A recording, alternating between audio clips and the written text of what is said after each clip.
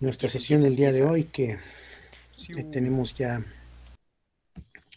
pues un poco rezagada, ¿verdad? Después de estas fallas técnicas que habíamos tenido. Y bueno, pues vayamos a la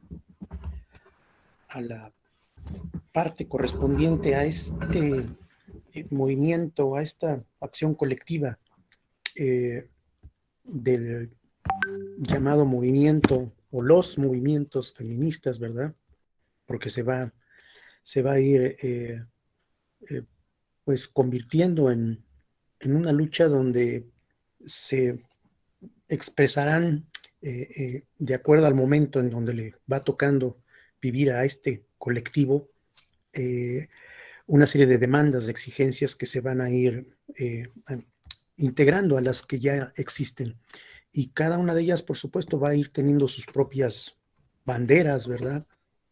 O como las feministas le llaman su propia agenda, ¿verdad? Los propios puntos que van a ir integrando una agenda que se va a ir ampliando.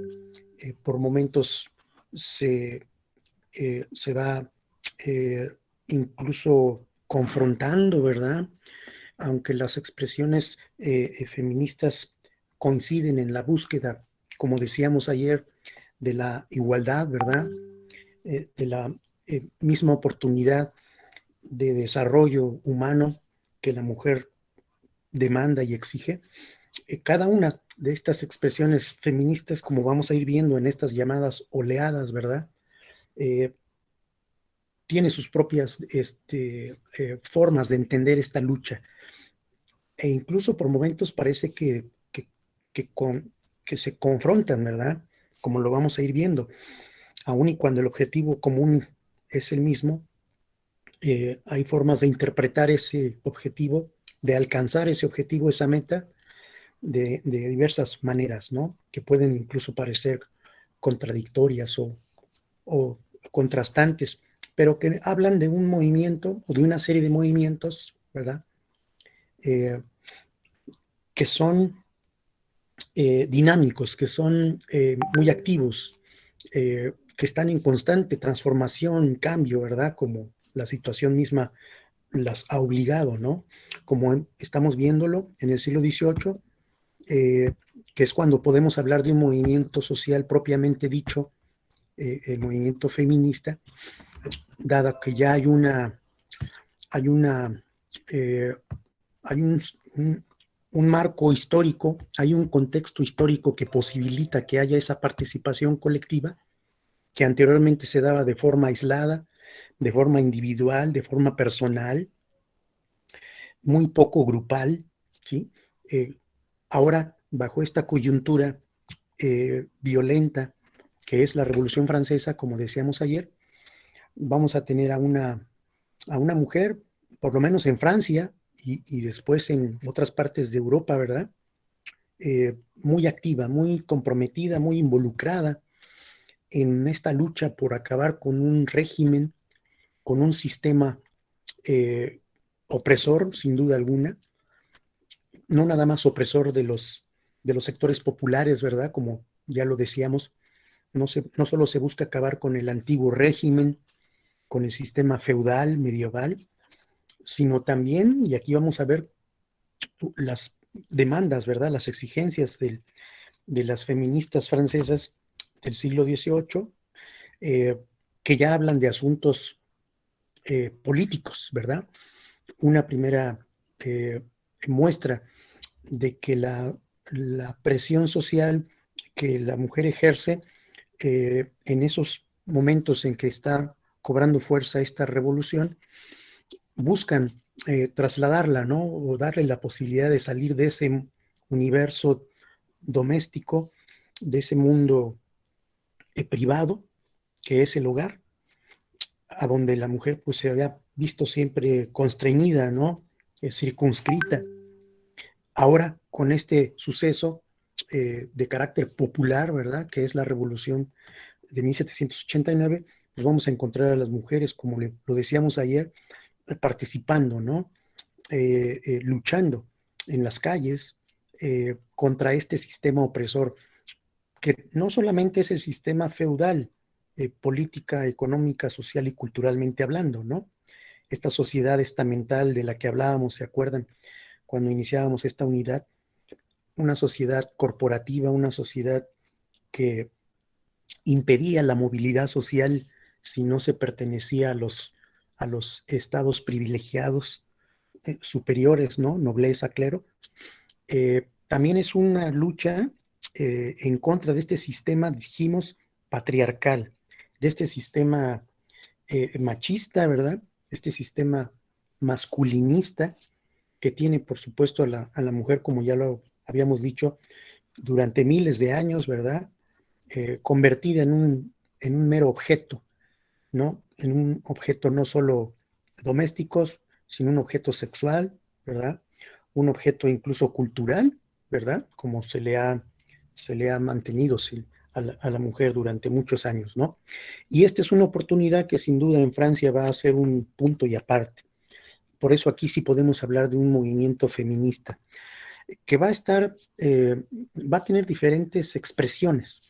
Ese movimiento colectivo va a tener una agenda a propósito, ¿no?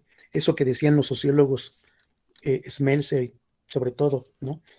Esos valores, esos principios que no son sino las demandas de este movimiento social de las mujeres, aterriza en dos figuras en la obra eh, eh, eh, literaria de dos mujeres que son representativas, no las únicas sin duda, pero sí las más significativas por lo que ellas van a escribir y lo que van a decir y a donde van a estar presentes lo que quieren las mujeres francesas en ese momento y las mujeres en todas partes del mundo se van a ver reflejadas conforme pase el tiempo, conforme la Revolución Francesa se empiece a exportar, a extender, ¿verdad?, a otros países, las mujeres de esos países van a ser suyas las demandas que aparecen en las obras de estas dos mujeres. Una de ellas es Olimpia de Gauches,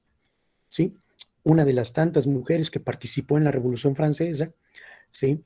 Que estuvo muy activa junto con las demás, ¿verdad? Como dijimos, participando en el traslado forzoso que se hizo de Versalles a París de la familia real de Luis, representada en el rey Luis XVI, perdón, y María Antonieta, quienes se negaban a cumplir la voluntad popular que quedó plasmada en los acuerdos de la Asamblea Nacional, ¿sí? Esa que les mostraba yo el día de ayer, que se había reunido en el famoso Salón del Juego de Pelota, jurando que Francia se convirtiera en una monarquía constitucional y ya no fuera una monarquía absolutista. Bueno, esos acuerdos no son jurados por los reyes, que se hallaban residiendo en el Palacio Real de Versalles, y por eso las parisinas y el resto de la muchedumbre se traslada allá para presionar a los reyes y pedirles que obedezcan lo que ahora eh, pide el pueblo, ¿no? Cuyo representante es la Asamblea. Y bueno, Olimpia de Gauches participó allí, estuvo ahí presente, y uno de los documentos que la Asamblea Nacional publicó, promulgó, como parte de estos grandes cambios que se estaba buscando imprimirle a Francia en ese momento, fue la Declaración de los Derechos del Hombre y del Ciudadano, cuyo título ya en sí mismo, pues, aclaraba muy bien que los únicos que podían tener acceso a esos derechos eran solamente los varones, ¿sí? Nunca se dijo la Declaración de los Derechos de los Seres Humanos, ¿verdad?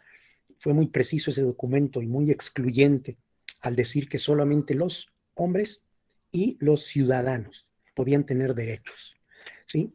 Y sin duda alguna las mujeres, como Olimpia de Gauches, pues se preguntaron, ¿y nosotras qué? ¿Nosotras no somos parte de esta sociedad que se está construyendo? Pues claro que lo somos, ¿verdad? Estamos participando, somos protagonistas de estos cambios y reclamamos que también nosotras tenemos derechos, ¿sí? Y no solamente es cambiarle el género a cada uno de los artículos de este documento, que de hecho aparece aquí. Este es, digamos que la portada, la carátula de este documento histórico tan relevante, pero tan polémico, ¿verdad? Por todo lo que está generando entre las mujeres francesas. No solamente es cambiarle el género a cada uno de los artículos, ¿no? Sino es también hacerle notar a la asamblea, pero sobre todo a la sociedad y al mundo, prácticamente, que las mujeres también son un elemento fundamental en toda sociedad, que esa mitad de la sociedad tiene que empezar a ser tomada en cuenta, ¿sí? Y si ustedes me lo permiten, veamos solamente algunos de los artículos de ese texto, ¿sí? De esa declaración de los derechos eh, del hombre y del ciudadano, pero también contrastados con la declaración de los derechos de la mujer y la ciudadana, como la escritora y dramaturga Olimpia de Gauches, que tenía ya una larga experiencia en esta, que es redactar textos, montar obras de teatro, una mujer muy inquieta y muy activa, como muchas de esa época, sin duda, solo que no reconocidas, no difundidas, ¿no? Publicitadas. Bueno, eso es una introducción y yo creo que es muy sintomática la obra al decir esto, ¿no? Aquí se los presento. Las madres, hijas, hermanas, representantes de la nación piden que se las constituya en Asamblea Nacional, ¿sí? Ellas también son parte de este órgano de representación de Francia, ¿sí? Y empieza un catálogo de explicaciones, de justificaciones del por qué están ellas anunciando que también merecen tener derechos, ¿no? Es la ignorancia, es el olvido, el desprecio hacia los derechos de las mujeres, las razones por las que existen tantos daños en la sociedad, tanta corrupción en los gobiernos, ¿sí? Y que esto las ha llevado a resolver, a hacer una declaración muy categórica, solemne, ¿sí? De lo que son los derechos a los que también las mujeres tienen acceso desde que nacen, ¿no? Son derechos naturales, ¿sí? Se adquieren desde que la mujer aparece en el mundo, son inalienables, o sea, no se le pueden transferir u otorgar a nadie porque son propios de la mujer y además son sagrados, ¿no? Y bueno, les digo, es una justificación, ¿no? Es un conjunto de argumentos que buscan validar el por qué las mujeres también deben tener derechos, ¿sí?